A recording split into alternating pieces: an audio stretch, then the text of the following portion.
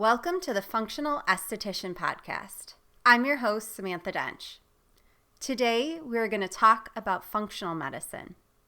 I will define what it is, explain the difference between functional and conventional medicine, and how I'm going to pair functional medicine with aesthetics, addressing not only the root cause of your skin and health problems, but also providing a lasting solution.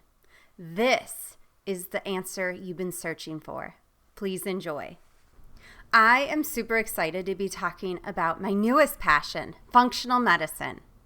Functional medicine has gained recognition as a whole body approach to health and wellness. It recognizes that ongoing imbalances cause symptoms. It requires healing and restoring balance across all systems of the body. Here's what makes functional medicine different than conventional medicine. Whole systems approach recognizes that the body is an integrative system where all parts are connected. Root cause analysis aims to understand the underlying cause of your illness, not just treating the symptom.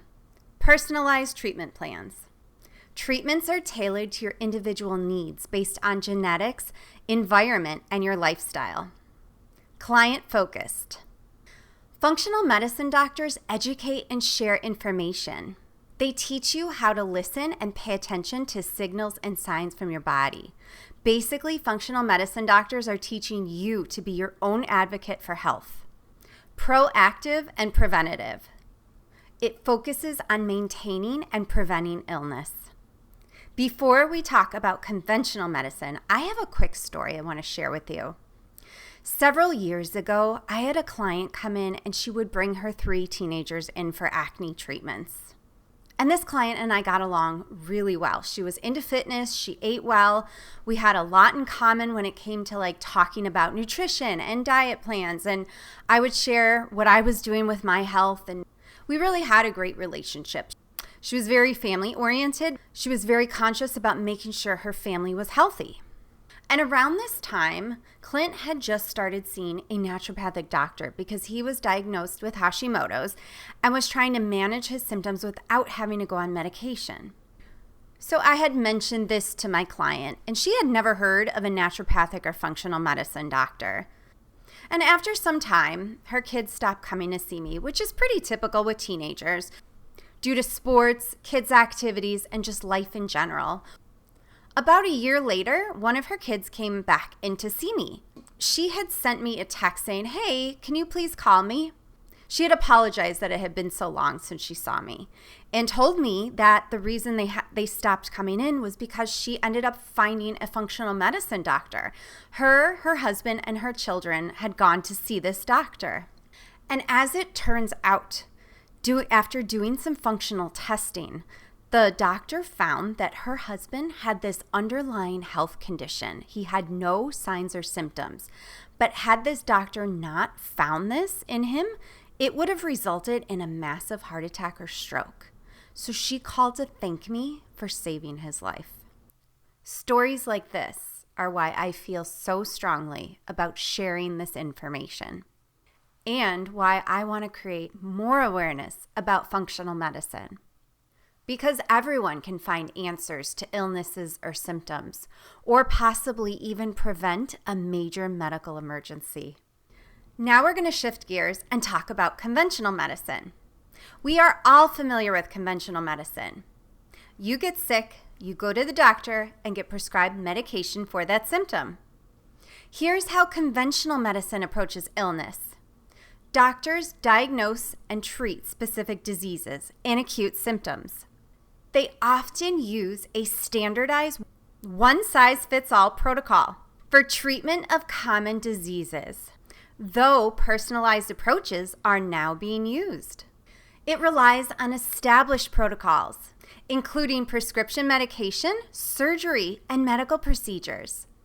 Prevention is less focused on lifestyle and environment for chronic illness, and it can be more provider-driven, meaning the doctor prescribes a treatment plan that the patient is to adhere to.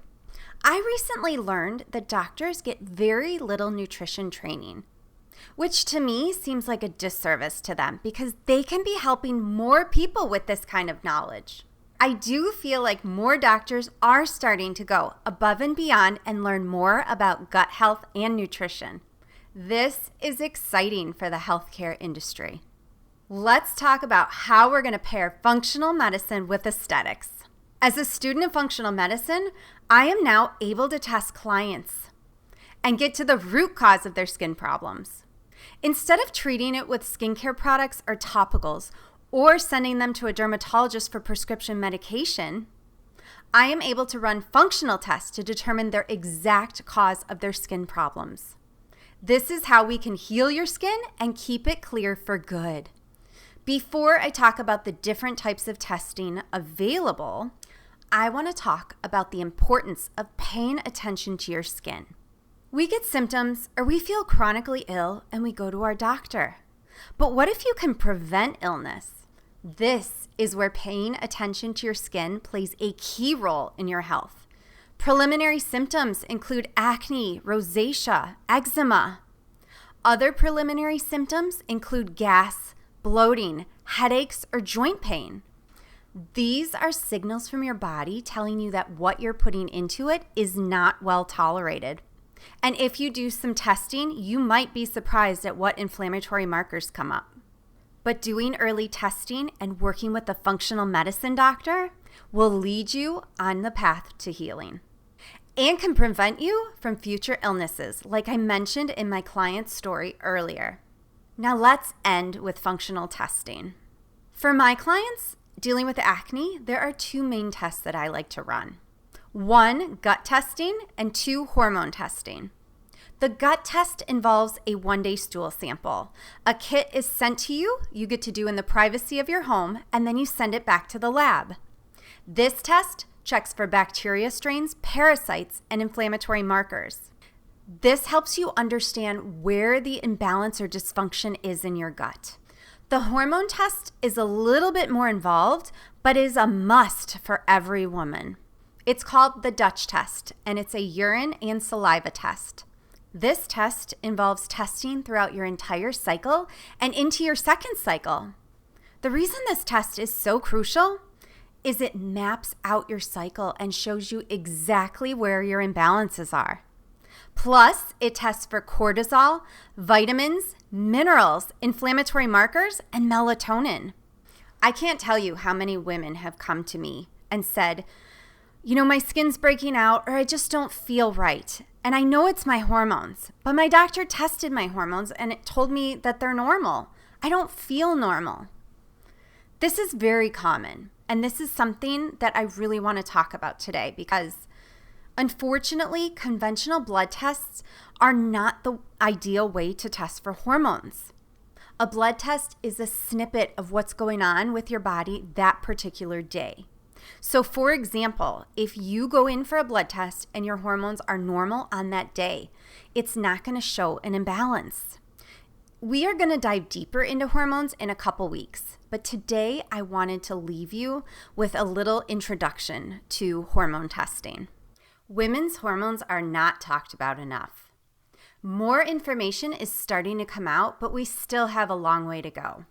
Perimenopause and menopause are crucial times in a woman's life, and having a tool like the Dutch test can give you those answers you've been searching for. And no, you're not crazy. You just haven't done the right type of testing to help you understand exactly what's going on with you. Now let me share my experience with the Dutch test because this past spring, I did the Dutch test on myself. I'm 46, so I'm in perimenopause. And I've been having some crazy mood swings for at least a year. I've also been feeling really down and just not myself lately. I ran the Dutch test because I wanted to know which one of my hormone levels were off so I can start to feel better. As it turns out, I do have lower estrogen. However, it's my cortisol levels and my adrenals that are causing the mood swings and some of my problems. Here's what my body's doing. Because I'm under chronic stress, my body is in a state of fight or flight. My body is conserving estrogen as a way to protect me. So I don't have a hormone problem. I have a cortisol and adrenal problem. And had I gone and taken a blood test, I would not have had any of these answers. I've been taking supplements to help manage my cortisol levels. My mood swings have gotten better. I'm still not at 100%. However, I am still under a lot of chronic stress. So I understand why my cortisol levels are not ideal.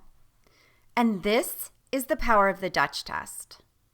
And just like every other woman listening to this podcast, I assumed that my mood swings and the fact that I was not feeling like myself was a hormone problem. And I was just going through life, managing as best I can, and just dealing with it. Does this sound familiar? Because that's how most women just go through life. We're dealing with it because we don't know that there's another option for us. And now that I know exactly what's causing my mood swings and the way that I feel, I'm able to add in some supplements, and it's helping the way I feel inside. And it's something simple I can add into my daily life, a small little tweak, a small little adjustment, and it's easing up some of my mood swings. So I just want to let you know that there is hope for you. I'd like to end today's episode with one small step you can start today. Make a note of your cycle, whether you're having one or not. Either download an app or create a new notes section in your phone. Write down every change or fluctuation you notice, and mark down the start of your cycle if you're still having one. Consider doing the Dutch test. Please connect with me on social media if you're interested in learning more about the Dutch test. Today, we compared the differences between conventional and functional medicine. We also talked about incorporating functional medicine testing into aesthetics and how I'm able to help clients get answers and get to the root cause of their skin problems. Lastly, we talked about the 2 different types of functional testing that I run on my clients. Share with me if functional medicine is something you're interested in. Be sure to tune in to episode 3. We are talking about the skin being a window to our internal health. And always remember, you deserve to love the skin you're in.